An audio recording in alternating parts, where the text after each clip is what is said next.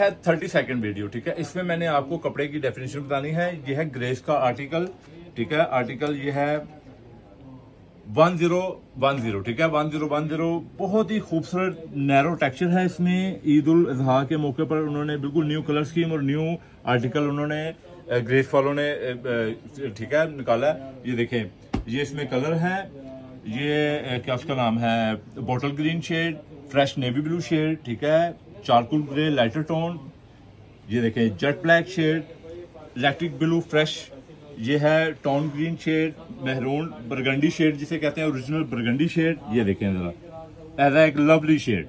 ये lovely shade Eid ul Azha के मौके पर बहुत ज्यादा चलते हैं और ये हमने मंगवाया भी बेशुमार है, ठीक है। और ये देखें माइल grey shade, dark grey shade जिसे कहते हैं, ठीक है। Dress code Shadman Lahore market आपका